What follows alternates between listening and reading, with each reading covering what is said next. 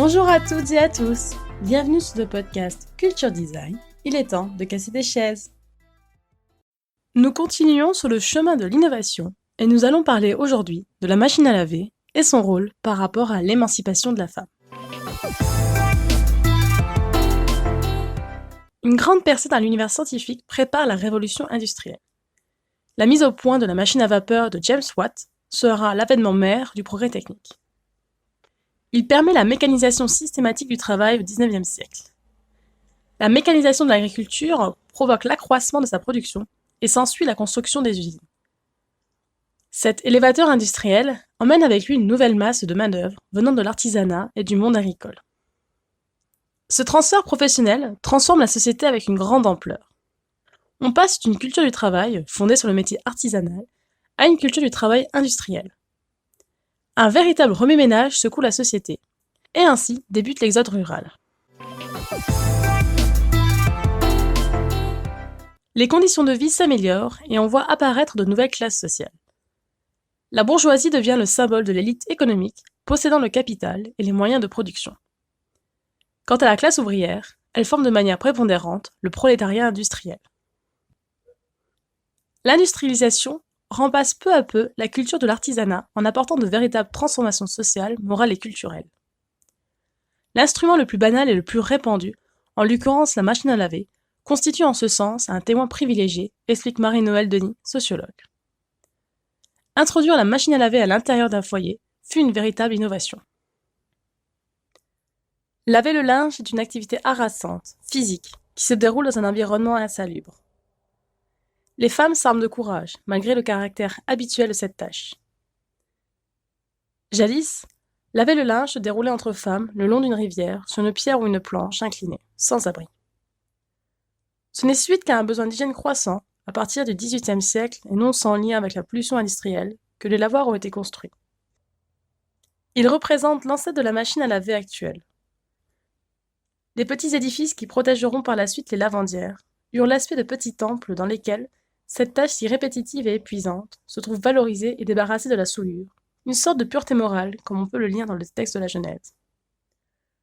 Leur position agenouillée donne l'impression qu'elles font leur prière et accentue le côté sacré du lavage.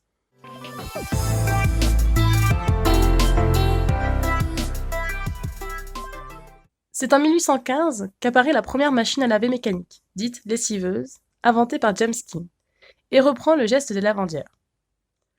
En 1830, se développent les premières machines manuelles dites barboteuses, grâce au constructeur français Flandrien. L'intégration du progrès scientifique dans le domaine privé confronte le design à la complexité du patrimoine, des habitudes de chacun. La métaphore du linge est une notion très représentative. Quand les vêtements sentent mauvais, quand ils sont tachés, ils sont donc sales. Avec le mouvement hygiéniste évoluant à travers l'amélioration des conditions de vie, la saleté est devenue la causalité des maladies. De ce fait, le linge offre des réflexions dichotomiques. D'un côté, une acceptation de la saleté matérielle, et de l'autre, la saleté morale. Le linge réalise la transition de l'intime au paraître. On lave désormais son linge sale en famille, on se cache presque. L'expression est limpide. On ne se retrouve plus au lavoir pour divulguer commérages et autres dissensions familiales. Mais tout se lave. Chez soi, entre personnes concernées. L'expression d'individualisme familial s'inscrit fortement, les affaires personnelles restent confidentielles. Il est d'ailleurs une véritable projection de normes sociales. L'image traditionnelle de la femme la rend responsable de la propreté de la maison, de la bonne tenue de tous les membres de la famille. Les bourgeois et la classe moyenne se différencient au premier œil par la qualité des vêtements, mais aussi par le niveau de crasse sur les vêtements. La saleté est ainsi le symbole du labeur, de l'effort fourni au travail, du mérite.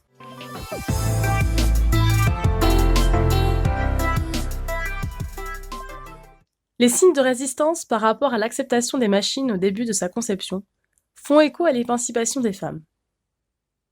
Très attachée à la mécanique humaine, l'industrialisation a développé l'acceptation d'une machine chez soi, issue d'un processus psychologique de reconnaissance des services positifs. Le foyer est le lieu de construction du fait familial. La famille se crée au sein des tâches ménagères. On crée des liens familiaux. Les corvées ne sont pas une activité négative, car elles participent à la construction identitaire. La machine à laver est l'outil par lequel on passe d'un univers symbolique, homme-nature, à un futur univers artificiel, celui des appareils électroménagers. Le monde des objets s'impose peu à peu à nous, le but étant de chercher à simplifier son environnement. Pour la population, cette nouveauté annonce la perte des savoir-faire du travailleur, l'ouvrier contrairement à l'artisan, et n'a plus le plaisir de produire. Mais, grâce à la diffusion dans l'objet technique d'une perception incluant l'ensemble des rapports de l'homme à la technique, comme une démarche qui a participé à la construction même de notre humanité, le lave-linge et autres innovations ont pu se frayer une place dans nos intérieurs.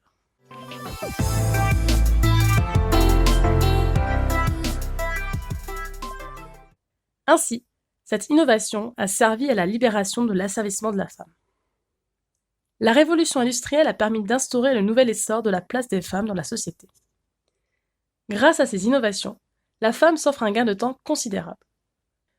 Nul besoin de se déplacer au lavoir, la lavandière ne s'agenouille plus pendant des heures. Elle ménage alors son dos et cette innovation demande moins d'opérations techniques.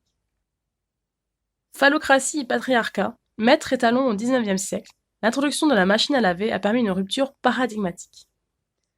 En effet, les signes de résistance par rapport à l'acceptation des machines au début de sa conception font écho à l'émancipation des femmes.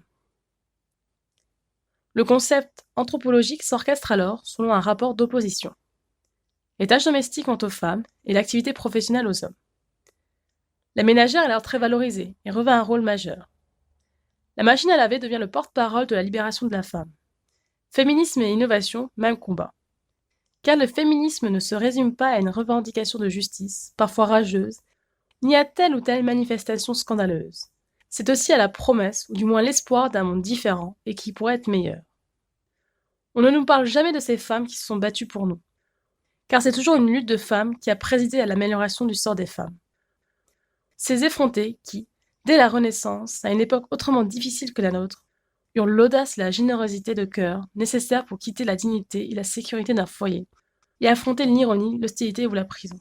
Écrit Benoît de Groot dans son livre Ainsi soit-elle. Le processus d'émancipation des femmes s'effectue grâce au développement de l'accès au savoir dispensé aux jeunes filles. La réduction du temps de travail permet à la femme d'utiliser ce temps libre pour commencer à s'éduquer, rentrer dans la vie active et s'octroyer des loisirs. Par l'éducation, les femmes qui jugeaient normale leur situation prennent conscience qu'elles sont de véritables actrices indispensables à la vie quotidienne, qu'elles mènent une vie de coexistence égale à l'homme, tant dans la prise de décision que dans sa nature d'être féminin. Plus que la pilule contraceptive, la machine à laver a représenté une véritable émancipation pour la femme, écrit Quinn Delaunay, sociologue.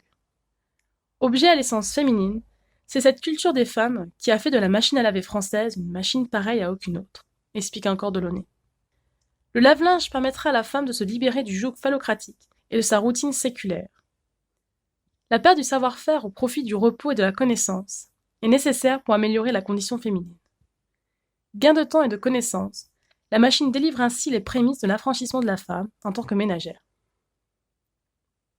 Anne Beyer-Guélin, dans son livre Sémiotique du design, explique que le sujet s'approprie alors l'objet et s'identifie à lui pour organiser son parcours quotidien. Par cet échange, le sujet autonome contrôle le sens, en même temps qu'il se construit en tant que personne. Le lave-linge deviendra alors un événement perturbateur qui vient bouleverser la stabilité de la situation entre les hommes et les femmes dans leur conception sociale préétablie. En définitive, cet outil quotidien est un objet technique qui parle des femmes, conclut Quinn Delaunay, mais il a surtout permis à la femme de se libérer elle-même. Vous retrouverez toutes les sources concernant le podcast sur mon site internet massomarion.wixsite.com/website dans la rubrique blog puis podcast. Vous pouvez vous abonner à ce podcast sur de nombreuses plateformes telles que Deezer, Spotify, iTunes Podcast, YouTube ou encore Podcast Addict. N'hésitez pas à le partager avec votre entourage, à faire un don sur ma cagnotte Tipeee ou à me laisser votre avis. Je me ferai un plaisir de le lire lors d'un prochain épisode. À la semaine prochaine!